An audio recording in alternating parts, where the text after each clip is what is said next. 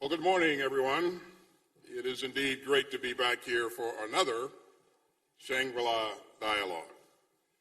Let me thank John and everyone at IISS for their efforts to deepen our dialogue on the Indo-Pacific. You know, this is my third time speaking in Singapore at a IISS event. And so this is starting to be, it's just becoming a habit there, John. So I also want to thank our national host, Singapore, for your tremendous hospitality. It's great to see Senior Minister Teo and Minister Ung and other distinguished guests from our host here today. And I'm glad that we're joined by so many defense ministers and leaders from around the Indo-Pacific and around the world. One Minister of Defense made a special effort to be here today. That's my good friend, Oleksiy Reznikov of Ukraine.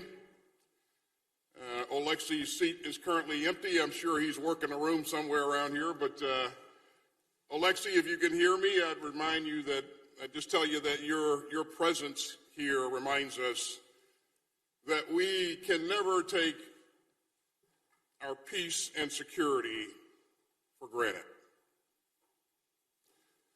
I'm also delighted to be here with Director Haynes and many of our U.S. military leaders, and so thanks to everyone for being here today. This dialogue is always a great opportunity to exchange views. And the only thing more wide-ranging than the conference agenda is a breakfast buffet.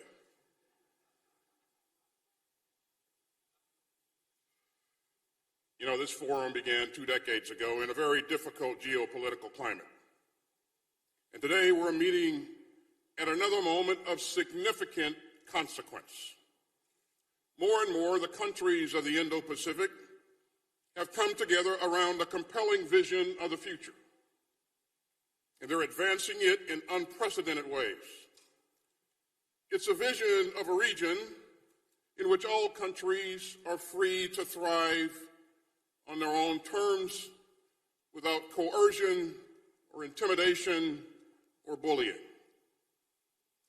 It is a vision of a free and open and secure Indo-Pacific within a world of rules and rights. And that vision is anchored in some key principles. Respect for sovereignty, adherence to international law, transparency and openness, the free flow of commerce and ideas, human rights and human dignity, equal rights for all states, large and small, and resolving disputes through peaceful dialogue and not coercion or conquest. You know, since the last time that I was in Singapore, we've made some tremendous progress towards our shared vision of a free and open Indo-Pacific. This is actually my 7th trip to the region as Secretary of Defense and my 4th trip to Southeast Asia. And each time, I've had the privilege to listen to leaders expressing their hopes for their countries and their people. And those conversations reinforce a simple truth. And that truth is that no one country can reach this future alone. As we all heard from Prime Minister Albanese last night, each country has a role to play. And the choices made by countries across the region reflect a deepening commitment to these shared principles. Throughout the Biden administration, we've demonstrated what my first speech in Singapore called the power of partnership. We've forged new friendships and deepened old alliances. We've reinforced deterrence to prevent conflict. We've defended the rules and norms that protect us all. And we've moved closer to that bright future that the people of this region want and the one that they deserve. So today I'd like to talk about the historic progress that we've made together over the past year.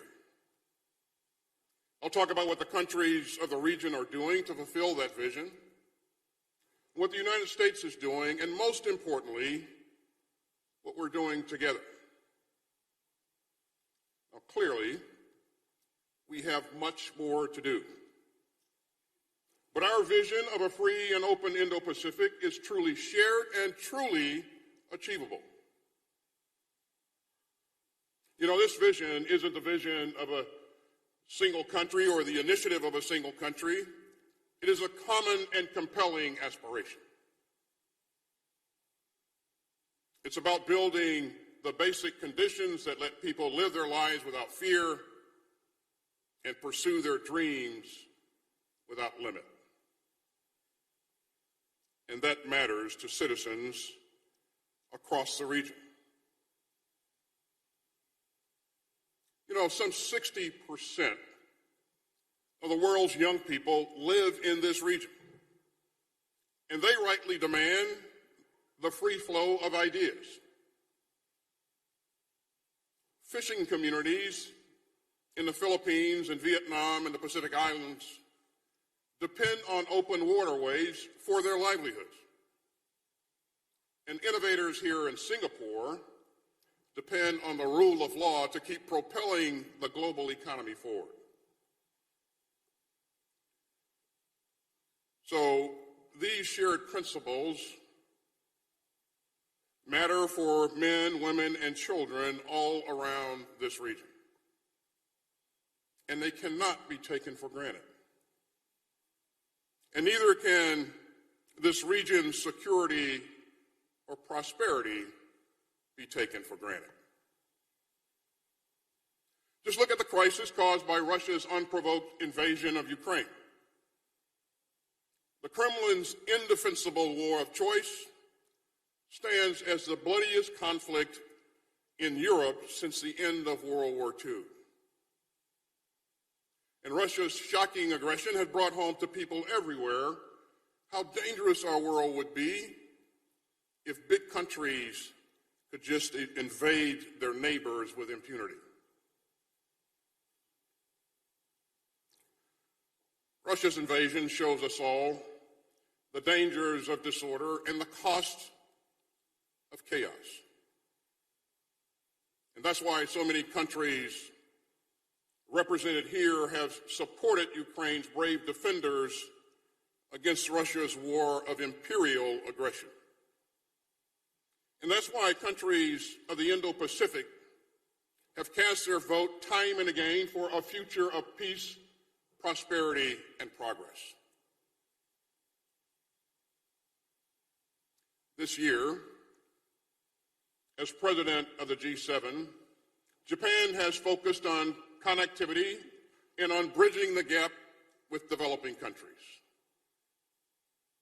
That includes pledging to invest $75 billion in public and private funds for regional infrastructure that can weather the storms of climate change. And India took the helm of the G20 and called on its members to work together to lift up the most vulnerable. And for the first time, India and ASEAN completed a new maritime exercise together. Last year, the Republic of Korea's Indo-Pacific strategy declared that international norms and international order were keys to our shared security and prosperity. Indonesia and Vietnam took bold steps toward resolving their maritime boundary dispute. And this is after 12 hard years of negotiations.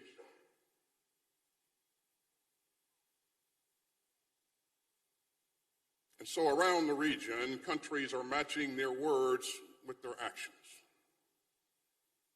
And they're insisting on resolving differences through dialogue, and calling for even closer cooperation. And so are we. As you may know, I had a brief 41-year career in the U.S. Army. And I learned over and over again that alliances and partnerships make us all stronger. The United States is working together with our friends more closely every day.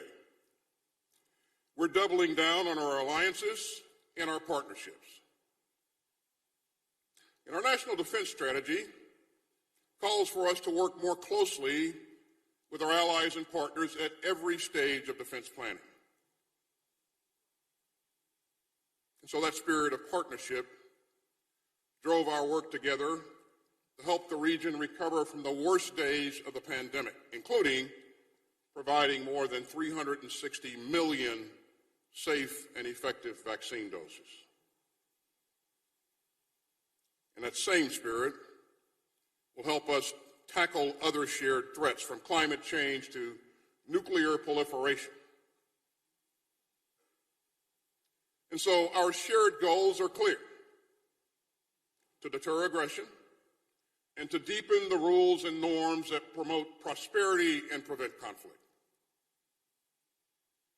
So we're stepping up planning and coordination and training with our friends from the East China Sea to the South China Sea to the Indian Ocean.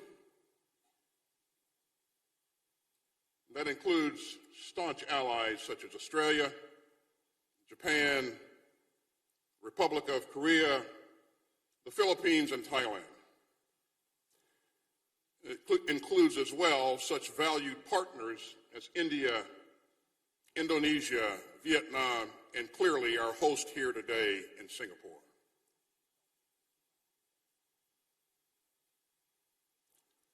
Consider the historic strides forward in the U.S.-Philippine alliance. As you've heard, the United States and the Philippines recently designated 4 new locations under our enhanced defense cooperation agreement. And so this will let our forces work together to strengthen Philippine security, to continue to modernize the Philippine military, and to deliver humanitarian aid and disaster relief.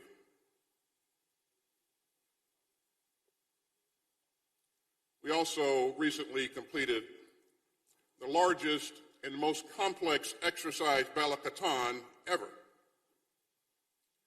More than 17,000 troops participated, and that's nearly twice as many as last year. And for the first time,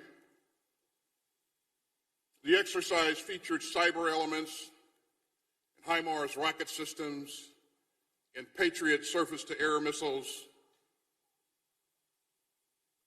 We're also standing with our Japanese allies as they make historic changes to their national security strategy. This will mean major new investments in Japan's defense, including moves to develop a counter-strike capability.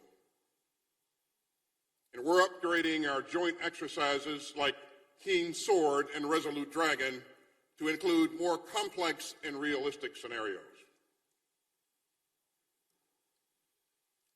We also salute the bold steps taken by Japan and the Republic of Korea to work more closely together. Strong ties between Tokyo and Seoul are good for both countries and for the region. We've made tremendous progress in our own trilateral cooperation with Japan and the ROK, including more regular military exercises and greater information sharing.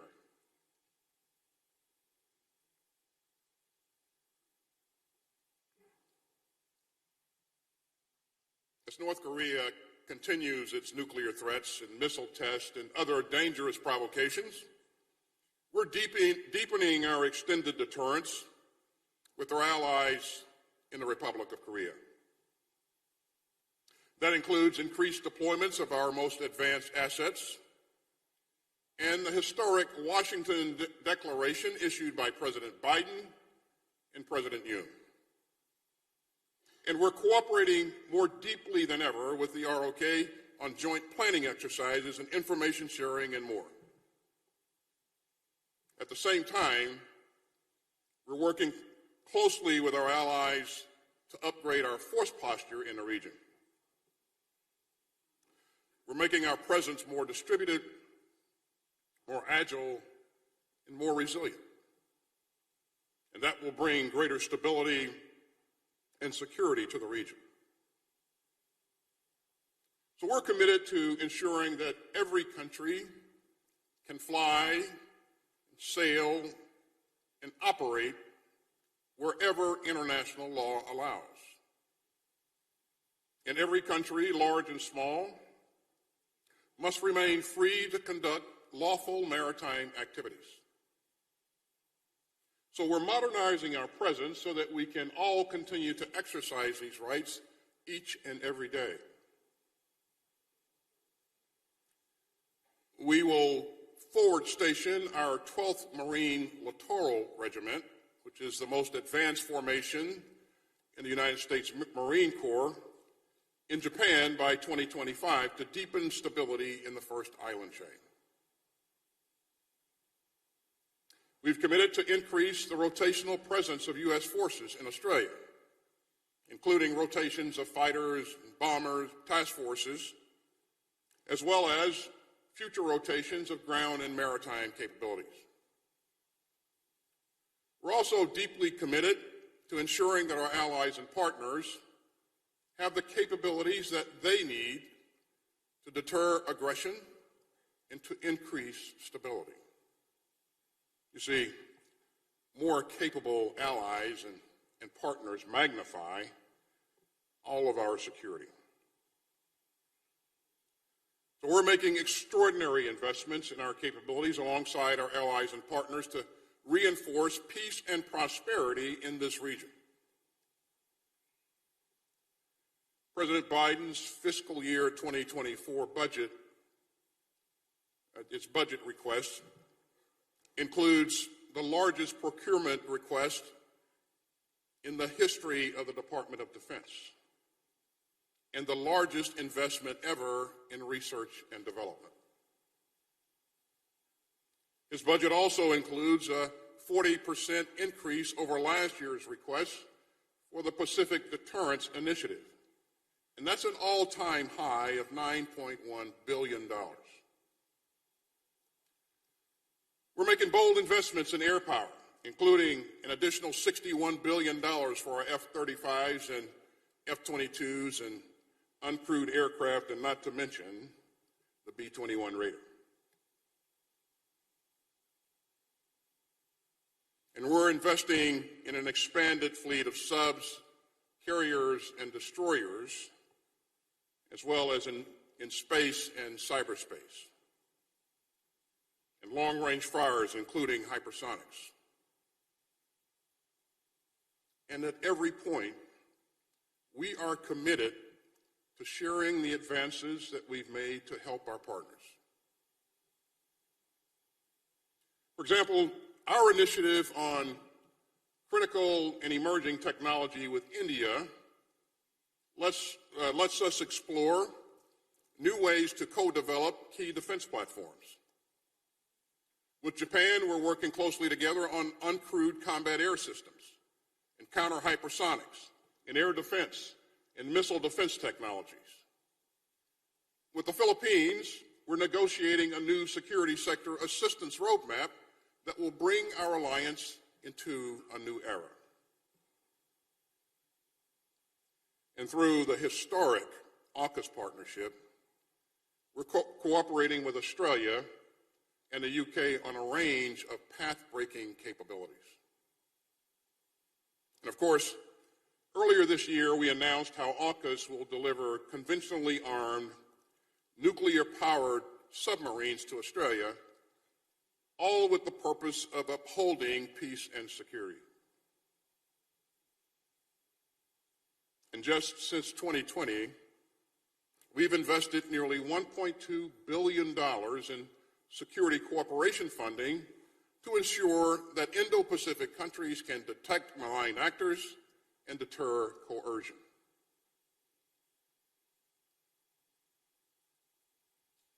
So America's partnerships are bringing the region closer together to help keep it free and open and secure. And you can see that in new forms of trilateral cooperation.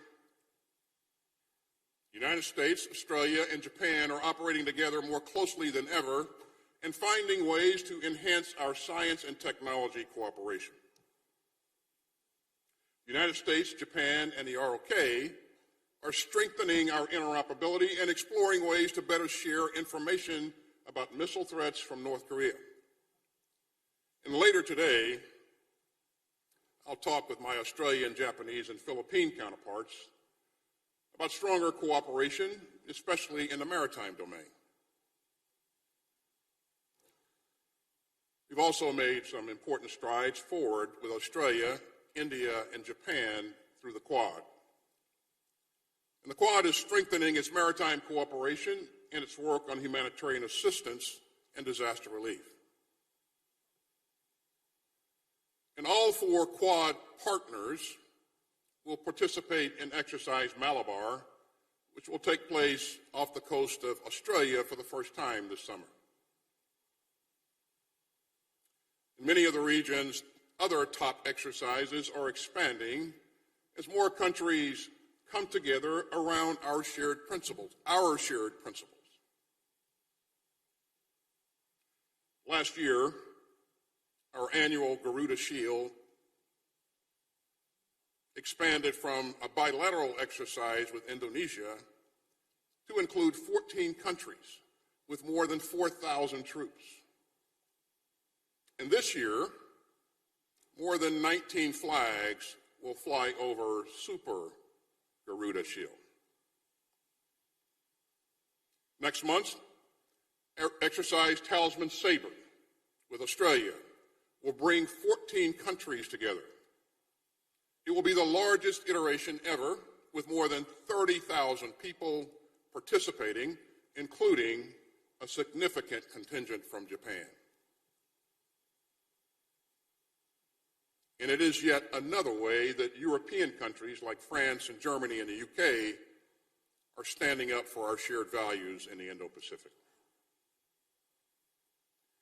And so, building nimble coalitions to advance our shared vision makes the Indo-Pacific more stable and more resilient. The United States is absolutely proud to expand our cooperation with ASEAN.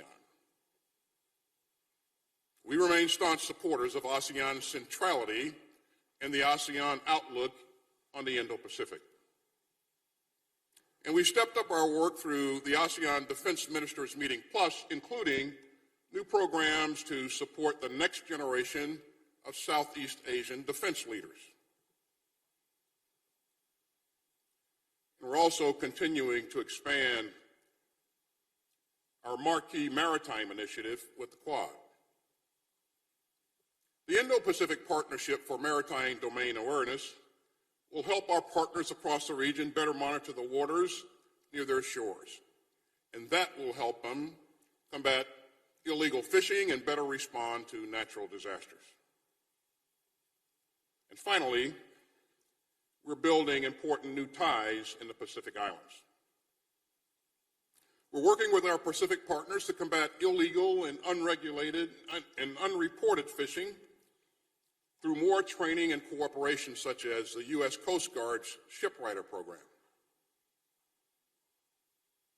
We're working together to strengthen maritime domain awareness and expand the capacity of our Pacific Island partners.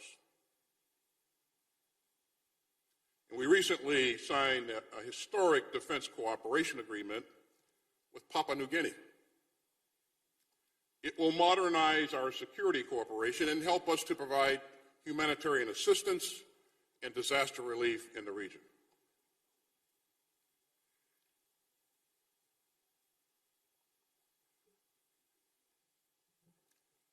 And so, ladies and gentlemen, our work together has made this region stronger and safer.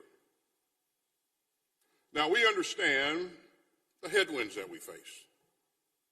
but we won't let those headwinds blow us off course. We will continue to stand by our allies and partners as they uphold their rights. We will maintain our vigorous and responsible presence across the Indo-Pacific. And we'll continue to work to ensure that no one country can assert control over shared waterways. In the South China Sea, we will continue to work with our allies and partners to uphold the freedom of navigation and overflight. And let me again underscore the importance of the 2016 ruling by the Arbitral Tribunal. It is legally binding and it is final. We won't be deterred by dangerous operational behavior at sea or in international airspace.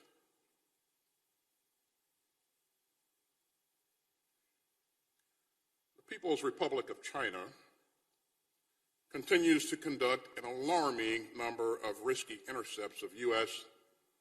and allied aircraft flying lawfully in international airspace. We've all just seen another troubling case of aggressive and unprofessional flying by the PRC.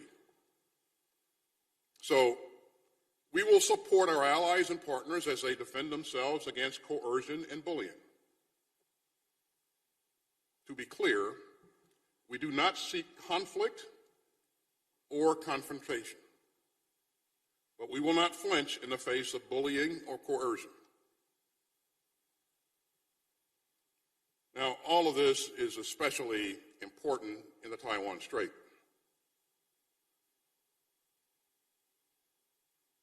Also, like to be clear about another point. The United States remains deeply committed to preserving the status quo in the Strait, consistent with our long-standing One China policy and with fulfilling our well-established obligations under the Taiwan Relations Act. Our policy is constant and firm. It has held true across U.S. administrations, and we will continue to categorically oppose unilateral changes to the status quo from either side. I'll also highlight that conflict is neither imminent or inevitable. Deterrence is strong today, and it's our job to keep it that way. You know, the whole world has a stake in maintaining peace and stability in the Taiwan Strait. The whole world. The security of commercial shipping lanes and global supply chains depends on it. And so does freedom of navigation worldwide. But make no mistake, conflict in the Taiwan Strait would be devastating. So we are determined to maintain peace and stability across the Taiwan Strait. And so are a number of countries around the world, and that number continues to grow.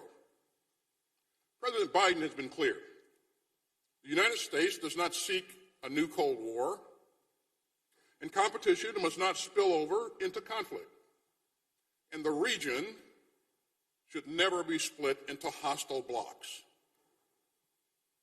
Instead, we're working to strengthen the guardrails against conflict and to redouble our diplomacy and to bolster peace and security and stability in the region.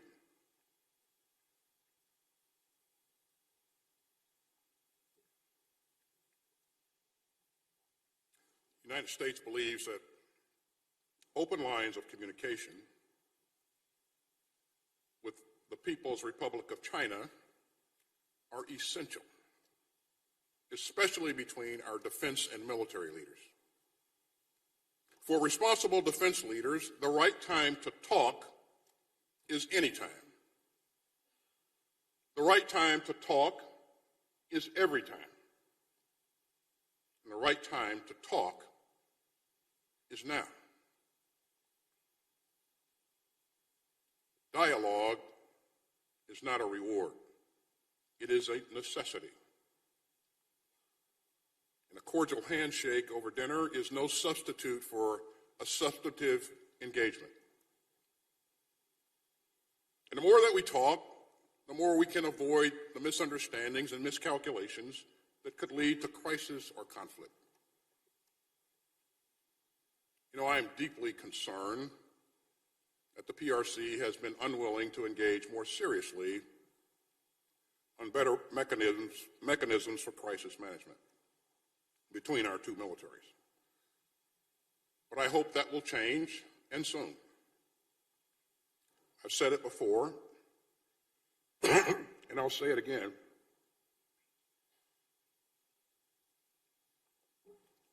Great powers must be beacons of transparency and responsibility. And the United States is deeply committed to doing our part. And we are determined to keep this region open, peaceful, and prosperous. Ladies and gentlemen, the Indo-Pacific has become an extraordinary example of human progress and peaceful cooperation. I'm proud to be here with you, and the United States is proud to be your partner. As I said before, conflict and strife are not inevitable, but peace and security are not automatic.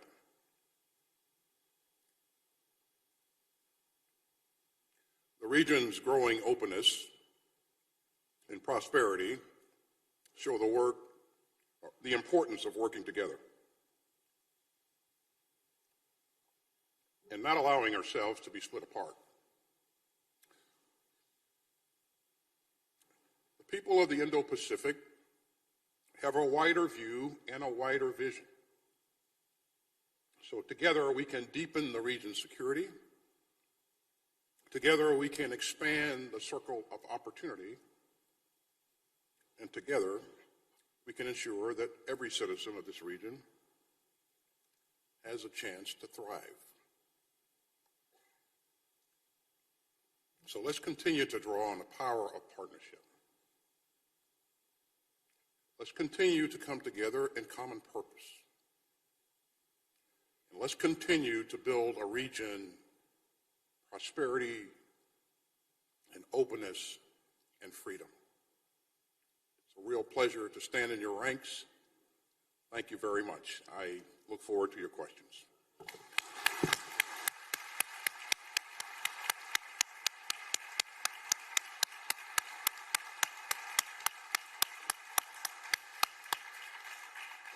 Mr. Secretary, thank you very much for that extremely compelling presentation. I think everyone will have marked down your note that the right time for talk is any time.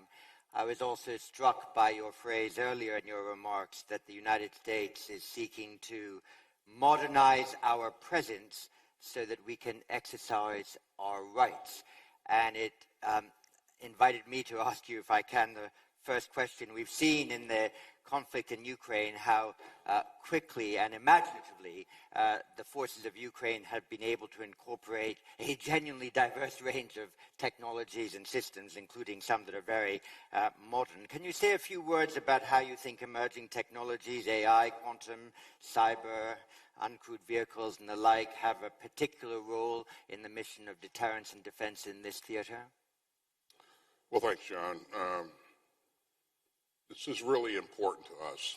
You know, if you look at our national defense strategy, we talk about the importance of leveraging capability and capacity in all of the warfighting domains: land, air, sea, space, cyberspace. And so our task is to go after those capabilities that support our warfighting concepts that enable us to be not only successful in deterring conflict, but also enable us to be dominant in any future contest. So as we go after those capabilities to support our warfighting concepts. We're looking to bring things together and synchronize them and network them in ways that we've not done before. So we're going after capabilities like you mentioned, quantum computing, edge computing, AI, and a number of other things. It's one thing to say that, but I think you have to make an effort to invest in the right kinds of things and align your budget to match what your strategy is. So we went through great pains to link our budget requests to our strategy, line by line almost, and it's probably the best I've ever seen. I applaud the staff that really did a tremendous job there. So it's one thing to, even when you get the capabilities, you have to make sure that you've organized your organization to be able to manage those things, and then you have to drive the organization to success. I made a change to our staff. I created a position that oversees the integration of our digital work and also AI. So I have a chief digital and AI officer that is really doing a phenomenal job of aligning the organization across the board. So getting the capabilities is one thing, but then you got to organize and you got to drive to create the capabilities that we're all looking for. And then you have to work with industry. And I know there are a number of industry leaders in this crowd, and I make an effort to talk to industry leadership to tell them where we want to go, what our needs are, and how we intend to employ the capabilities that we're asking for. And I would say that in the United States, our industrial base is really one of our strategic advantages. But, unless we're communicating the right things to industry, we won't be where we need to be in the long term. So that remains a work in progress. But the kinds of things that you're talking about in terms of technology are the kinds of things that will help us maintain a competitive edge going forward. It is very important to us. It is fundamental to our national defense strategy. And again, this is something that we remain sighted on each and every day. Well, thank you very much. I'll take, with your permission, about 3 or 4 from the floor. Don't worry about joining late. I don't necessarily respect an absolute order of precedence, so I'll call on 4 or 5 people first. First, you mentioned SecDef, the Philippines, so Jeffrey Ordonell from the Philippines first. Hi, thank you. So according to the 2022 report to Congress released by your department, sir, if China continues the pace of its nuclear expansion, it will likely field a stockpile of about 1,500 warheads. And that's significant given that the legal limit to the U.S. operationally deployed nuclear warheads under the New START agreement is about 1,500.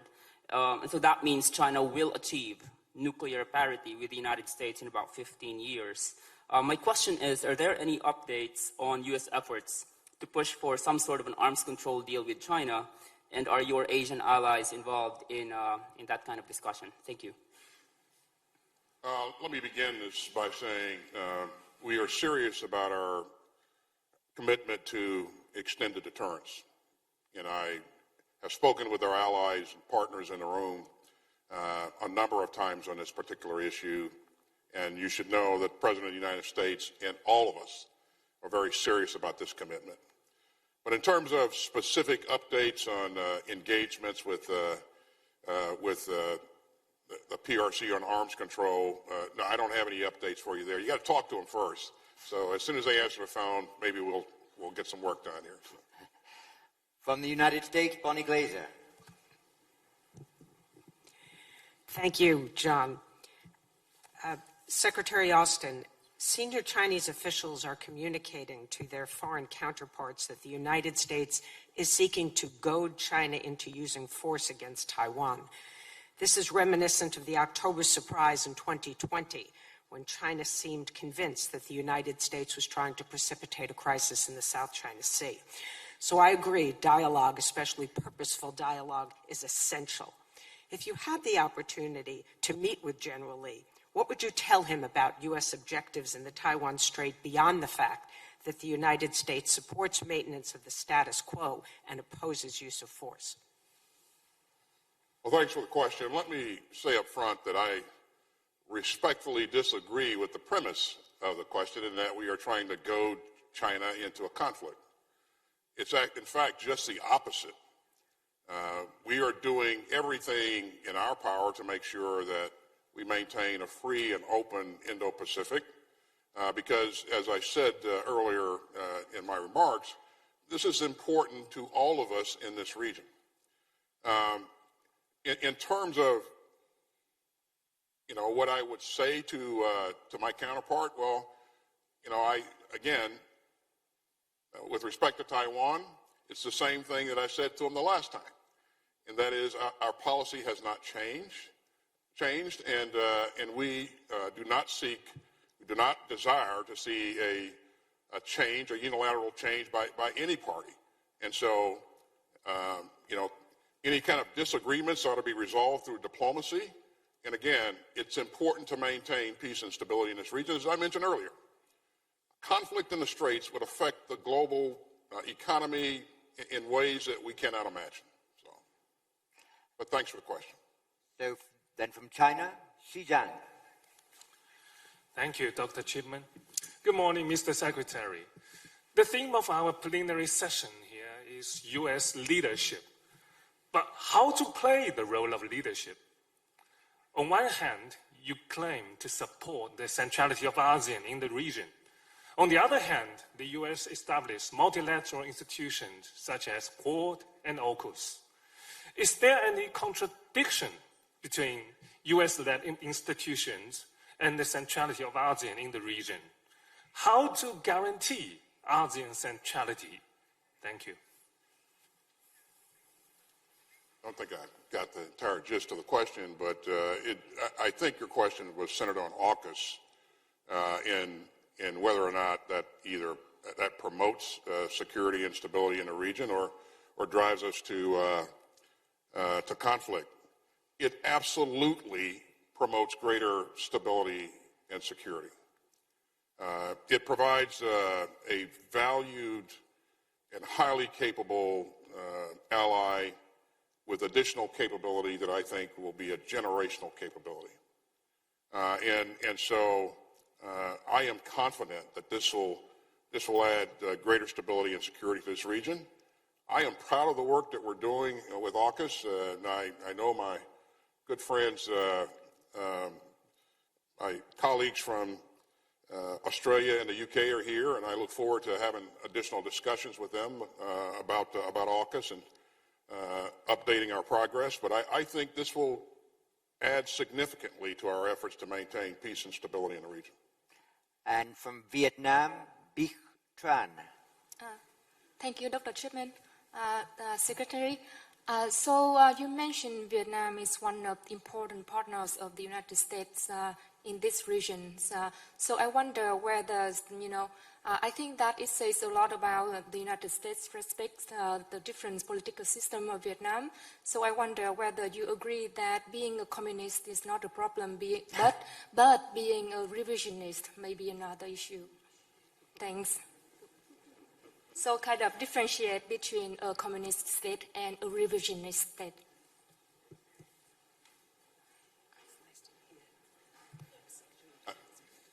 I heard you say being a communist is not a problem,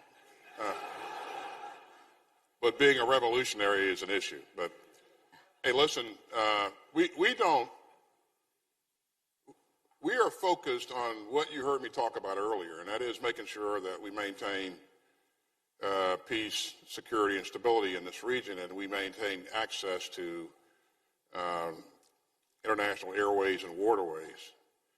We don't, in our partnerships and our alliances, we don't ask people to choose, or countries to choose between us and another country. We don't ask countries and impose our will on countries.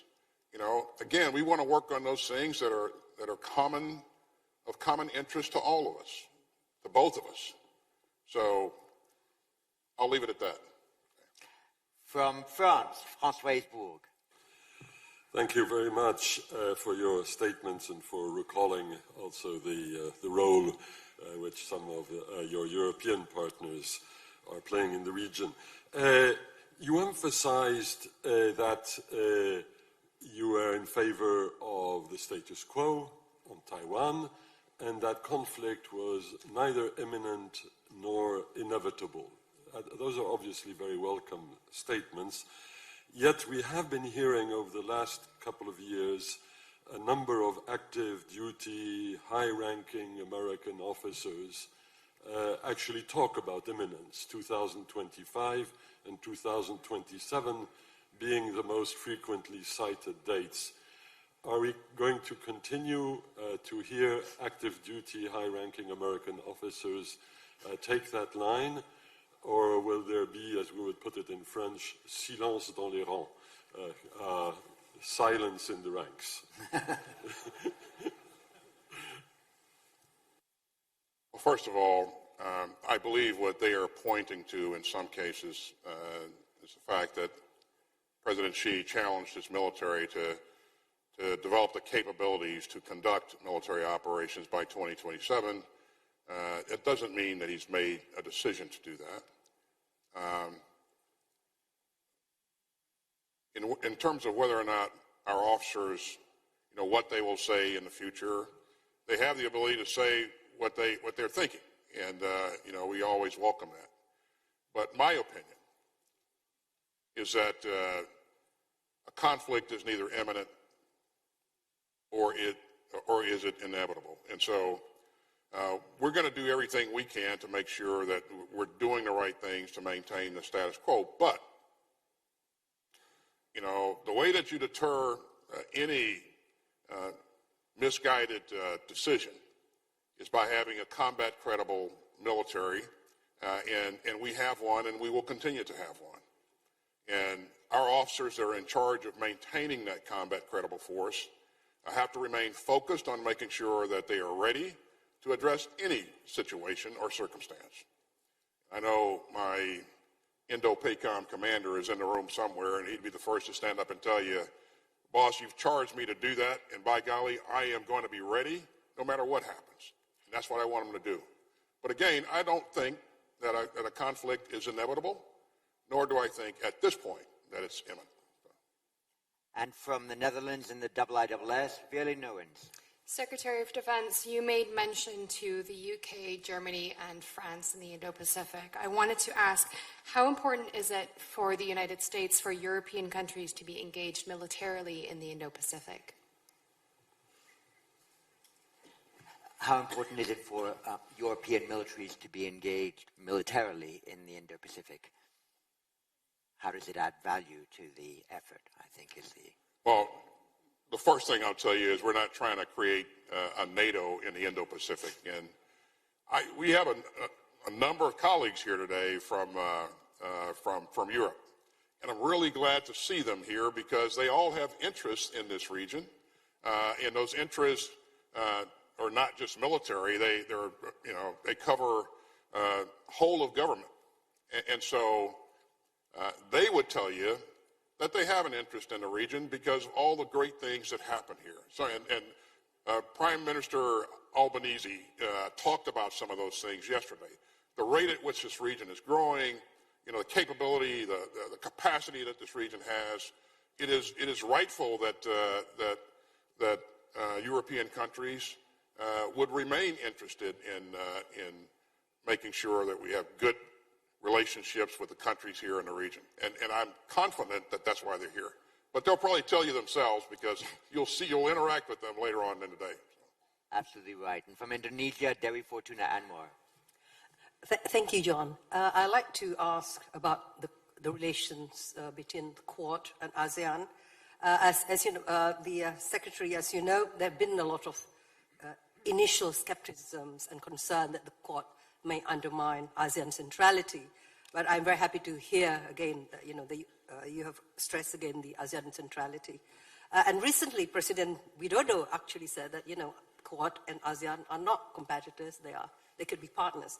Now, I'd like to tease out more. Do you envisage a Quad ASEAN as an institution cooperation, or is it be Quad and individual ASEAN countries' cooperation, given the fact that all Quad countries are also members of the East Asia Summit? So what would be the format of such cooperation? Thank you. I think it's a question about the complex Rubik's Cube of the regional architecture in this region and how each of these different minilateral and established multilateral arrangements interconnect. Well, I think we should take what we have, and which is what we've done and what we'll continue to do, in terms of bilateral, trilateral, and multilateral alliances and partnerships, and build on those incrementally. Again, I don't think we should drive things to go in one direction or another. We're not trying to create NATO in the Indo-Pacific. We value our relationships with our allies and partners. And each of our allies and partners has, they have their own self-interest, and we understand that, and we want to make sure that we're helping them protect their self-interest, and that they, when possible, are working with us and with other countries to provide for a free and open Indo-Pacific. Great. I'm going to take two questions in succession and let the Secretary then answer those, and we'll conclude the session with that. My first of this duet is Sharon now. Yes, sir. My question is on USA through this partnership and cooperation is pushing United States agenda for smaller island states. Example, in the Solomon Islands, the US was absent for over 20 plus years, and only because of its diplomatic switch to China, they've reopened their embassy last year. So through this cooperation, you've mentioned allies and partners, but is it another form of pushing USA agendas, especially for smaller island states who don't have a leverage when coming to interacting with the developed or bigger countries? Thank you very much. He's got that on small island states and their place in U.S. engagement in the region. And from Ireland, but also the Financial Times, Dimitri Sevastopoulou. Thank you, and also a very small island state. Secretary Austin, good morning. You've made a lot of progress creating a more lattice security architecture in the Indo-Pacific, but one thing that's missing is joint operational war plans with allies, particularly Japan and Australia, for Taiwan contingency. So my question is, how urgent is the need for joint operational war plans, and how hard is it proving to develop them?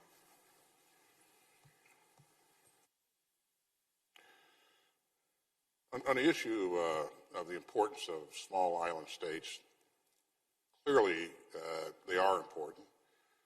And I think you know that for many of the small island states, we've had relationships that go back for decades. We value and treasure those relationships. And if you look at the number of people in some of those states that serve in the United States military, it really is impressive.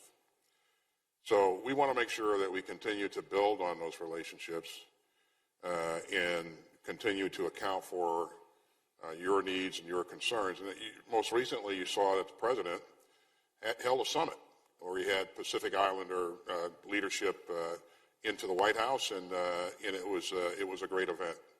And I can tell you firsthand that this is really important to him. On the issue of joint operational war plans, you probably know that I'm not going to discuss any kind of war plan in a forum like this and what we're doing and not doing. But what I will tell you is that it's important to work hard to increase our interoperability. Now, it's important to have, where possible, compatible platforms. It's really important to make sure that you have policies and procedures that serve you well and that your allies or partners understand and are familiar with. But what happens when you work together as a joint or a combined force is that you continue to build trust among your forces and the forces that you're working with. And at the end of the day, you can't surge trust. It's got to be there up front. And so I'm proud of the work that we're doing to increase interoperability in the region. That interoperability will serve us well no matter what challenge presents itself. We have come a long way, but we are by no means where any of us want to be eventually. So we'll continue to work on that. And for all of you that have provided opportunities for my troops to work with your troops, let me say thanks again. I cannot tell you how important that is. In terms of specific plans, again, we don't discuss plans in public forums, but I will assure you that we will continue to work with our allies to make sure that we think about and account for future contingencies. John, thanks so much for allowing me to be here, and I guess we'll leave it at that.